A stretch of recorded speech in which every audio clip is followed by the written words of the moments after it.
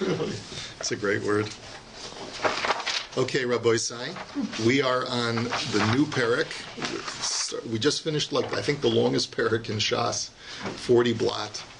And now we're starting the second parak in Kiddushin, DAF Mem Aleph Amud Aleph. Ha'ish. Is this exactly the halfway point? Someone told me a couple days ago we hit the halfway point. Of Shas, yeah. Ha'ish Mekadesh Bo Uvishlucha, Ha'isha Miskadeshes Bo Uvishlucha. So the Mishnah starts off by telling me that a man can present Kiddushin either personally or via proxy, and a woman can accept Kiddushin either personally or via proxy.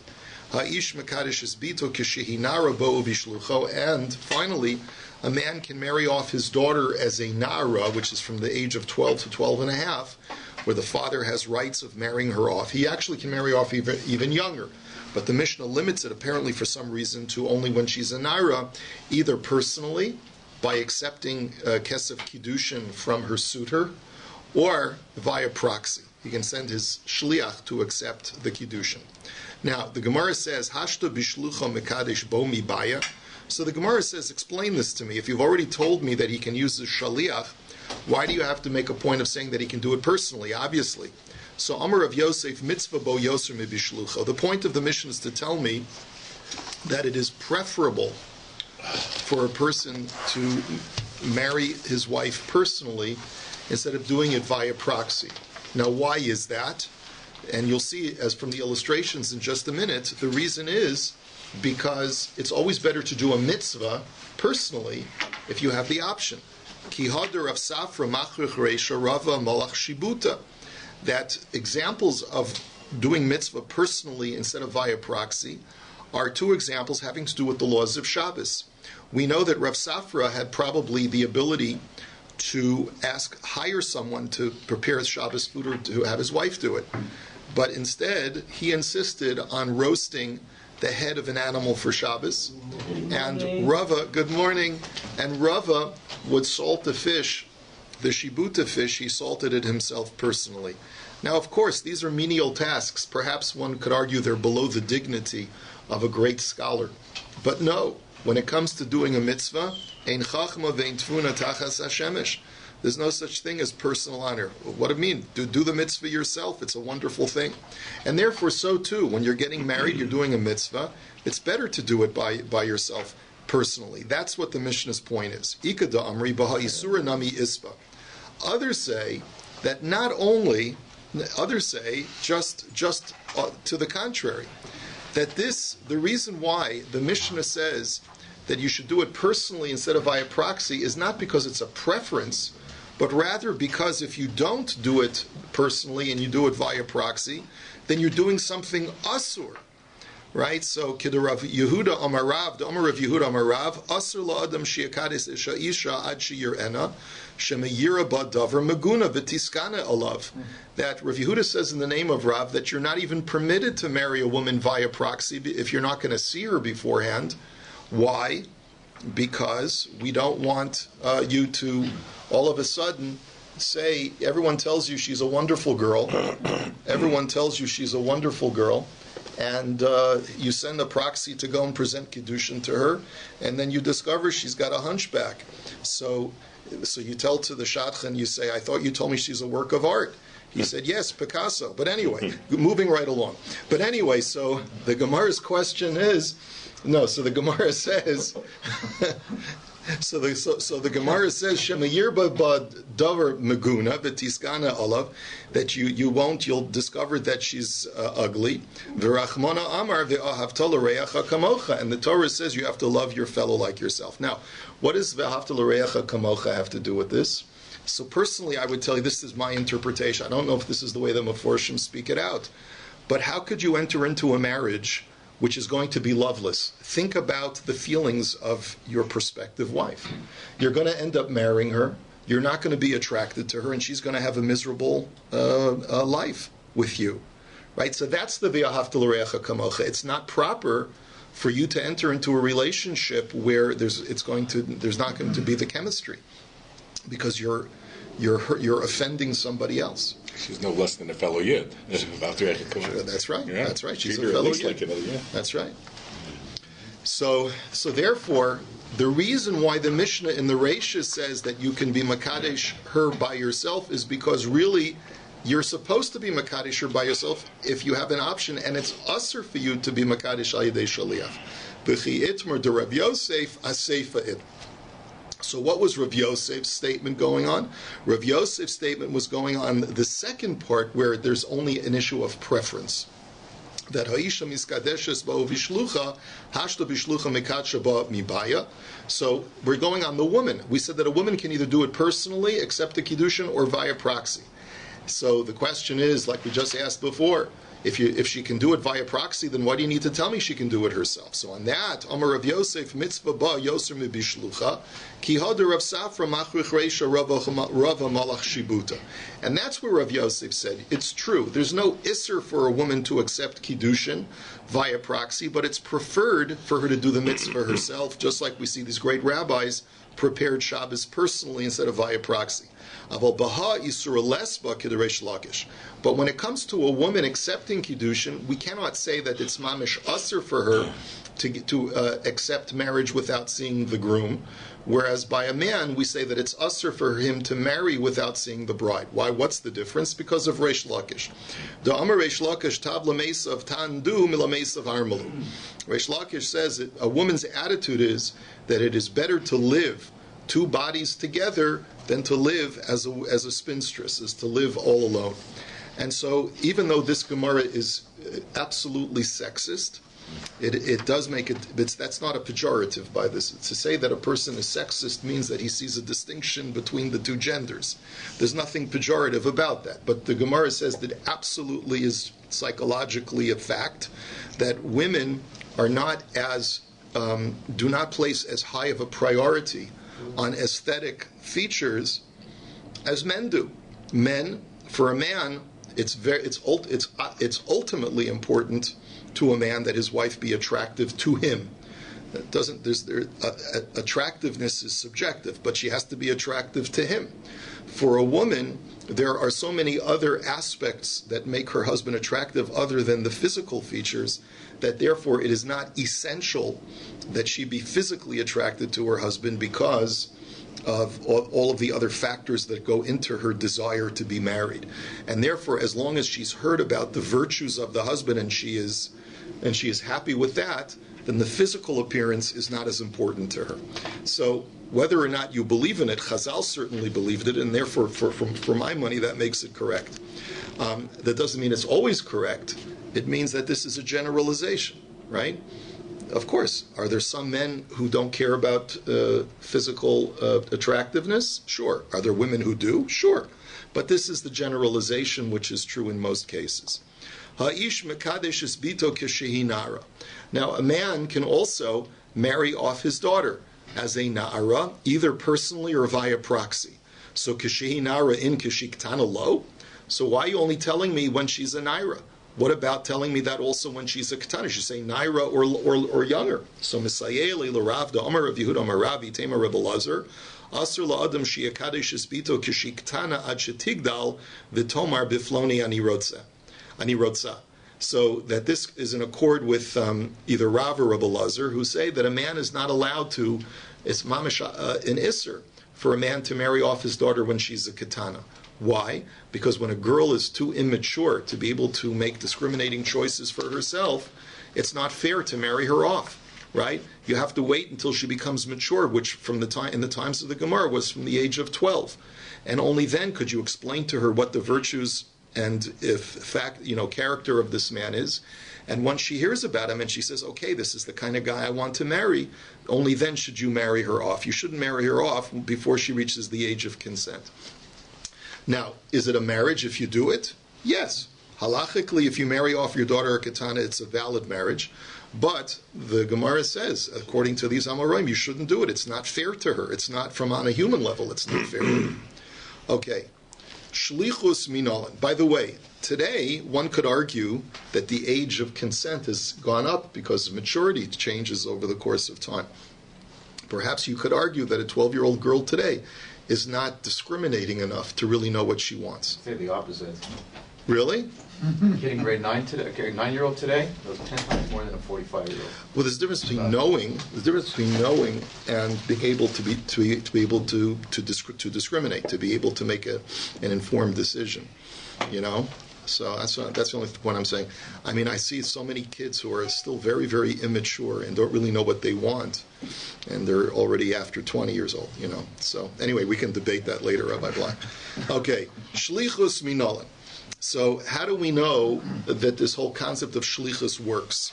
Detanya v'shilach. So it really goes to the pasuk that deals with the laws of divorce, because by Gittin it says that when a man that when a man marries a woman and he decides that he doesn't like her, then it says v'chasav la sefer krisus, he shall write for her a scroll of severance. V'nasan biyada, put it in her hands, and then v'shilacha mibeso, send her away from his house. So why do you need the word v'shilacha? Right? That whole word v'shilacha is extraneous. So if you break up the word into its components, the first component is v'shilach.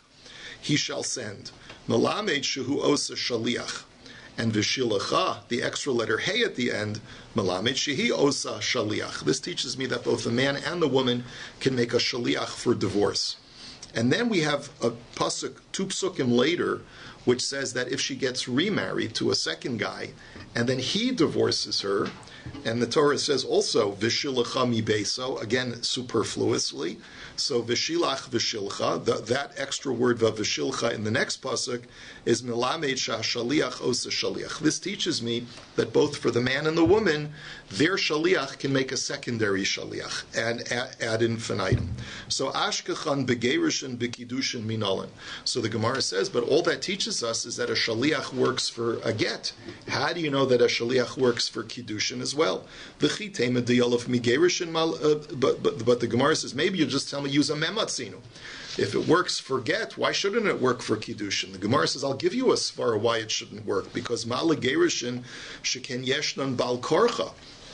Because maybe the only reason why shalichus works for a get is because you see that the Torah allows for delivery even against the woman's will. So if the Torah is so liberal in the allowances for delivery of a get, maybe it allows delivery of a get via proxy, whereas by kiddushin we see we're more restrictive, and maybe therefore shlichus doesn't work. So Omar Kra v'yatza v'haisa makish havaya liyitzia ma yitzia mashvi shaliach af havaya nomi mashvi shaliach.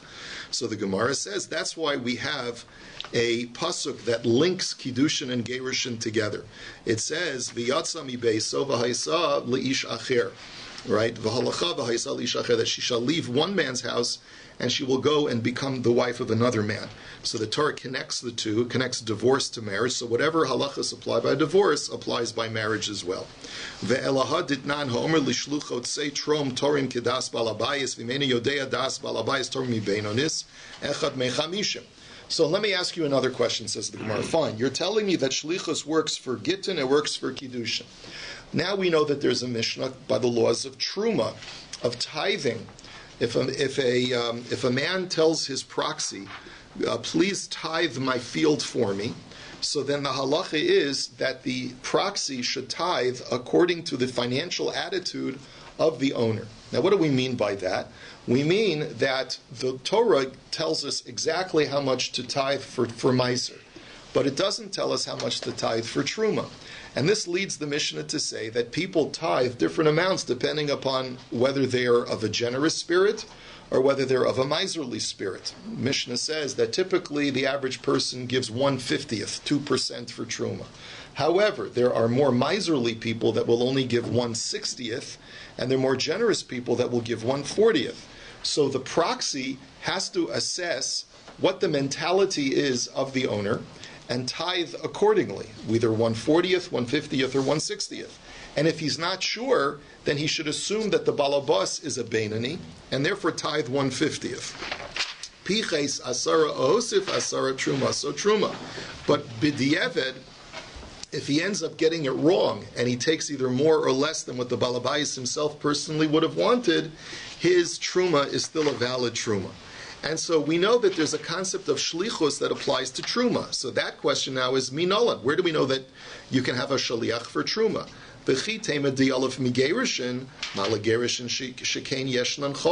And don't tell me you learn it out from the laws of Gittin, because maybe shlichus only works when you're engaged in mundane activity, not having to do with holy items. But since truma involves holy items, maybe we're more restrictive and don't allow a shaliach. So where do you know it from? So Omar Kra, atem gam atem, l'rabos is shaliach. That's why the Torah says regarding the laws of truma, kain tarimu gam atem. Why does it have to say gam atem? Also you. Also is coming to include someone besides the landowner, meaning that his proxy can tithe. V'nichtov rachmana b'truma v'nei sahanach v'nigmeru minei. So then the Gemara's question is, well, then why do you need a pasuk by Gittin and Kiddushin and a pasuk by Truma? Just have a pasuk by Truma that a shaliach works, and I'll say that if it works by holy things, then surely it works for mundane things. The Gemara answers, Mishum de'ikala mifrach sheken yeshna b'machshava, because there's a reason to be more liberal for Truma in this, to allow a shaliach, because we know that the designation of truma can be done even mentally. I go over to a pile of grain and I say, that corner over there of grain, I want that to be truma. So just eyeballing it and thinking that that a portion is truma works. So perhaps because we're so liberal in the designation of truma, we allow doing a via proxy, which is not the case by Gittin. And that's the way by Gittin it has to be, you have to tell a wife verbally and give her a get. So maybe you're also restrictive as far as proxyship as well. So now let me ask you another question. Fine, says the Gemara. Now I know why you need a pasuk by Gittin, why you need a pasuk for Truma. Let me look at another issue. Look at the laws of Inyana Dioma, Korban Pesach. Chabura sha'abad pischa, va'amru le'echad etzeu v'akeshu shchot aleinu, v'holachu matzah v'shachat, v'heim lachu v'shachtu, im shalom nishchad rishon hu ochel mishalo, v'heim ochelin v'shosim imo. Minalan. How do we know that there's a concept of proxyship for the Korban Pesach? I mean, and what's an example of this? The Mishnah says that if a group of people gather together and they decide, we're going to be the Chabura, we're the people who are going to eat this lamb. The lamb gets lost. So they tell Yankel, who's one of the members of the Chabura, Yankel, go find for us another lamb. He goes, wanders off. Several hours, he's gone. And they decide, you know what, we're not sure whether Yankel's going to make it back in time for Yantiv. Let's grab our own lamb. So the Mishnah says that they have to look at who shechted the lamb first. If Yankel shechted the Korban Pesach before them, because maybe he went straight to the Beis HaMikdash, they didn't realize it. If he shechted his Korban Pesach first on their behalf, since they had designated him as their shaliach, so his is the true Korban Pesach, the other animal is not a Korban Pesach, and they can all eat and rejoice with him in the korban that he shechted, right? So where do we see that proxyship? Where do we know that such a concept exists by the Korban Pesach? And don't tell me that we learn it out from both Gittin and Truma, because Malahanach sheken yeshnon chol eitzel kodshim. But both of them are more mundane in their nature than a Korban Pesach. Now, we argue that Truma is more holy, involves holy items. But Truma vis-a-vis Korbanos is considered to be mundane, right? It's holy, but it's not as holy as Kodshim, as Korbanos. So therefore, just because proxyship works for Gittin and it works for Truma doesn't automatically indicate that it's going to work for a Korban Pesach. So therefore, the Gemara says we need a source, an additional source. So nafkalei mid Rabbi Yoshua ben Korcha, the Amar Rabbi Yoshua ben Korcha, minayin sheshlucho shaladam kemoso, shenemar v'shachatu oso kol kahaladas yisrael beinu arbaim. Rabbi Yoshua ben Korcha says, how do you know that a shaliach is like the person himself? Because the Torah says in the context of Korban Pesach, they, the entire congregation of Israel, shall slaughter it, the Paschal lamb, towards evening time. How can you tell me that every single Jew is shechting? It's not true. Only a small percentage of Jews are actually slaughtering lambs, and they're doing it on behalf of other people. So you see from here that when one person shechts, as long as he's doing the proxyship, the bidding of someone else, it's as if the other person is doing it as well. So that's how you know that shlichus works for the Korban Pesach. So I now have 3 psukim that tell me that shlichus works. One by Gittin, one by Truma, and one by Korban Pesach. So the Gemara's question is, V'nichtov rachmana b'kodshim v'nei suhanach v'nigmeru minei. Why do you need 3? Just have a pasuk by Korban Pesach, and I'll argue, if it works for something that's so holy, then surely shlichus works for things that are less holy. The Gemara says, no, mishum de'ikal amifrach ma'lekodshim shekain rov ma'aseim al yedei shaliach. Because you could challenge that. Sacrifices in general are such a large percentage of the sacrificial service is done via proxy. What proxy do we mean over here? Who is the proxy in Karbanos? The Kohen. So almost everything is done via proxy when you're bringing a korban. So maybe that's the reason why a shaliach works by the Korban Pesach, but perhaps by Truma and by Gittin, where the Torah prescribes that a person do it himself, maybe then shaliach doesn't work, and therefore you can't learn Truma and Gittin from Korban Pesach. That's why you need a pasuk by all 3. The Gemara now says, okay, I get it. Chada mechada lo asya, but teise chada mitarte. So the Gemara says, I appreciate that you can't have one pasuk as the source, that shlichus works everywhere. But why do you need 3 psukim? Maybe just have 2 psukim and learn the 3rd from the other 2. So hey teisi. So the Gemara says, okay, fine. Which one do you want to derive from the other 2? Lo nichtov rachmana b'kodshim v'teisa mehanach. So what are you suggesting? That the Torah should not write the law of shlichus by the Korban Pesach and learn it out from Truma and Gittin, but malahanach sheken yeshnam chol. But like we said, you can't do that because you can't derive something that's very holy from something that's less holy. So because yeshnam chol eitzel kachim. So the Gemara says, okay, let me suggest the following: Lo nichtov rachmana b'gerushin v'teisa mehanach. Maybe the Torah didn't need to write shlichus by get, and you could write shlichus by Korban Pesach and by Truma and learn get from those 2. But malahano sheken yeshnam b'machshava, that you also can't do, because both Truma and a Korban can be mentally designated, right? You can mentally designate Truma, you can mentally designate an animal as a Korban, but you can't mentally designate a woman as a divorcee. So therefore, you need to write it by, you can't learn Gittin from there, because maybe Shlichus only works by things that can be mentally designated.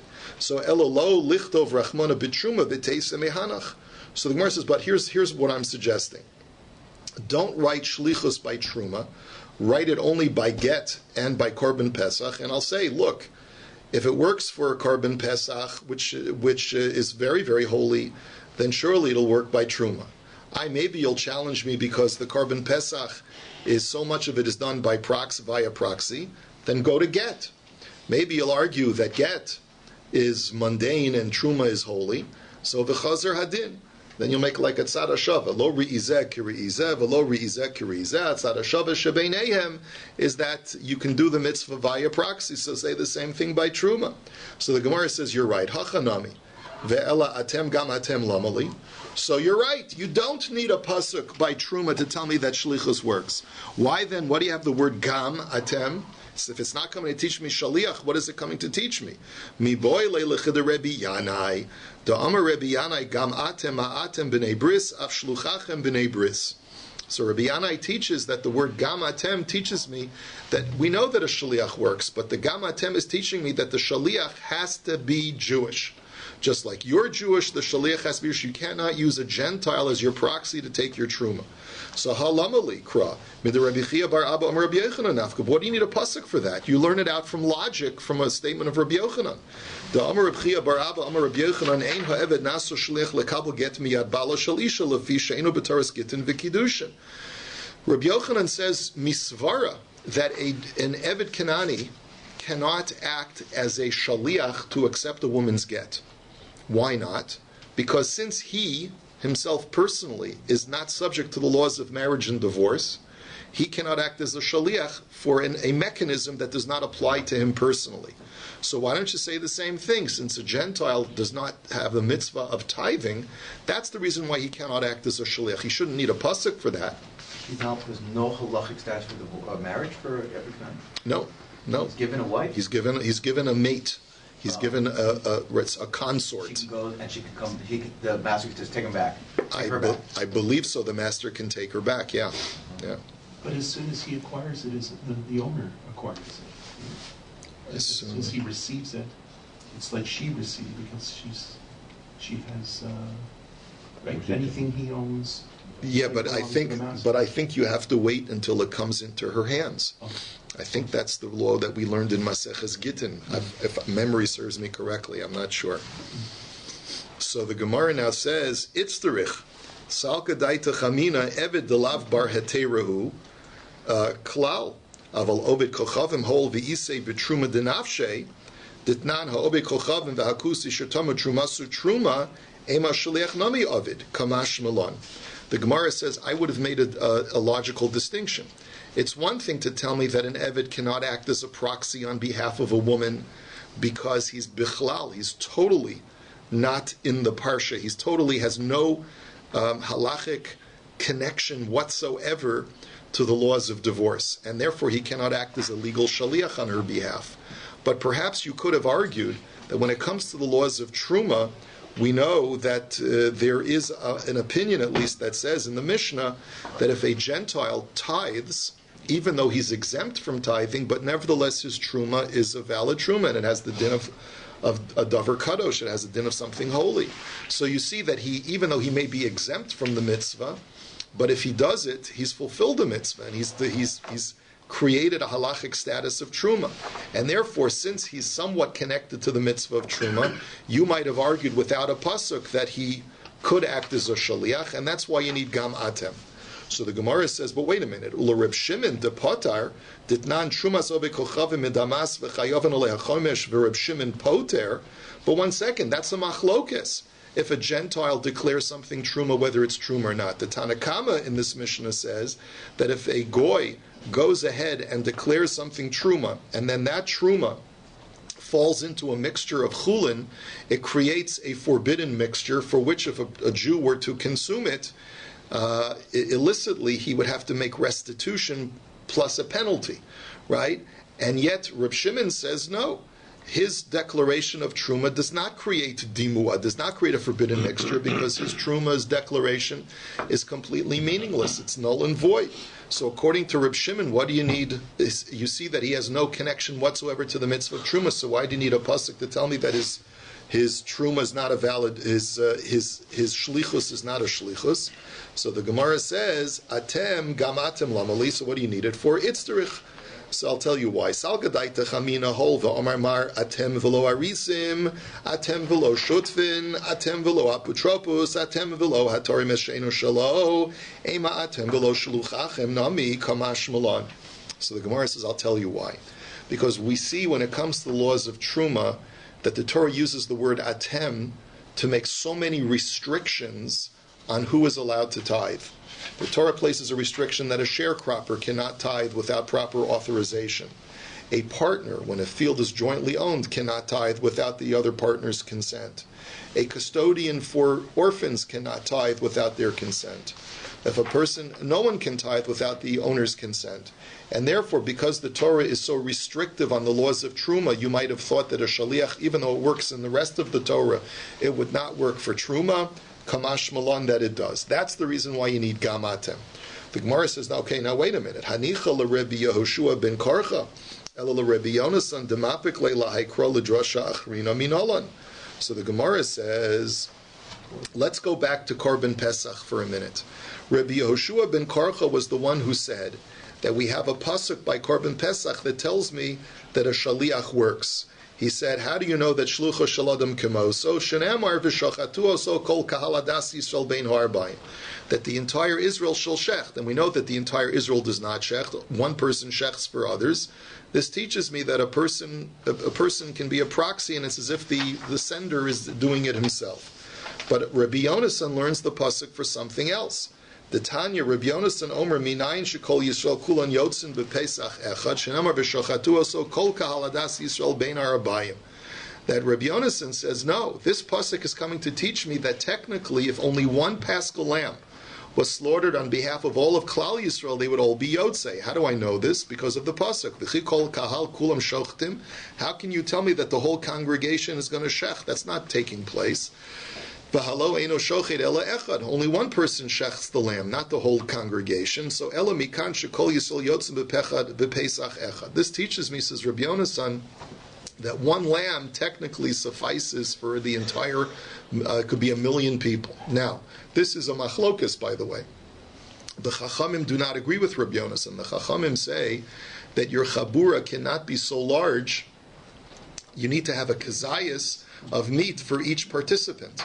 But Rabbi Yonasan disagrees. He says even if it's not possible to have a kazayas for each participant, as long as the blood is sprinkled on their behalf, they're yotzei the korban pesach. So according to him, he uses the pasuk by korban pesach not to teach me about shlichus, but to teach me that one animal suffices for thousands and millions. So where does he get the idea that shlichus works by the korban pesach? Shliach bekad sheminale, or for other korbanos for that matter. So the Gemara says, minei. He learns it from that pasuk also, because at the end of the day, if you're going to learn that pasuk to teach me that one person can shech the korban pesach for Gans Klal Yisrael, ultimately he's doing it on their behalf. So he can learn both things from that pasuk. So v'dilma shayni hasam di islay shutfus begavayu. The Gemara says, now wait a minute. Maybe you don't learn from there that shlichus works in all cases. Maybe shlichus only works where I am a participant in the mitzvah. For example, the guy who's shechting the korban pesach, he is one of the members of the chabura. How do you know that shlichus works even when the person who's doing the act is purely a proxy and is not himself a participant? So elamehacha, you learn it out from here. V'yichula hem ish selaves avos selaboyis. That it says they, all of the members of the chabura, shall take a sheep. Right now, really, we know that only one person takes a sheep. So why does the Torah tell me they shall take it?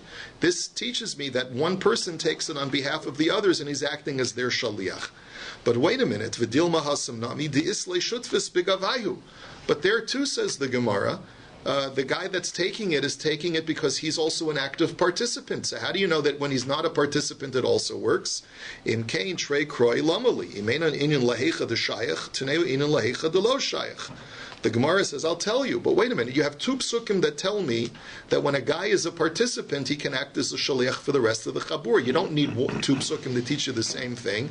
So you have this principle, im eino inyan lazeh, teneo inyan lazeh. If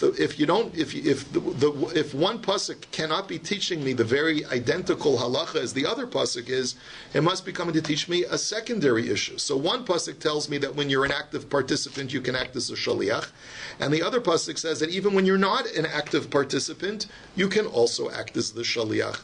But the Gemara says, but still, wait a minute. Haimi boy leilichad Rabbi Yitzchak.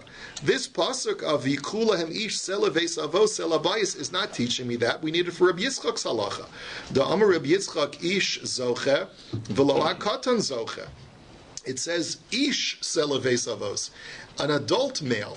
Only an adult is allowed to act as the proxy for the chabura, but a child cannot. So that's what the pasuk is telling me. Not that you can be a shaliach even when you're not a participant. So hahu meish lefi achlo nafka. The Gemara says no. You don't need the pasuk to tell me that an adult can do it, because you have another pasuk that uses the word ish to teach me that dafka it has to be an adult.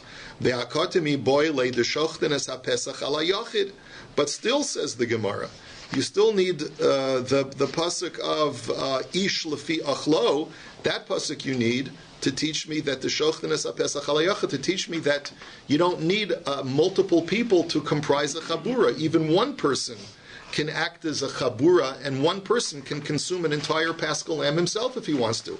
And how do I know that? From the pasuk that you just cited, ish lefi achlo, each man according to his eating, which means that even one man can eat, as long as he can eat a whole lamb, he can, hungry guy, big guy, so that's okay. But the Gemara says, so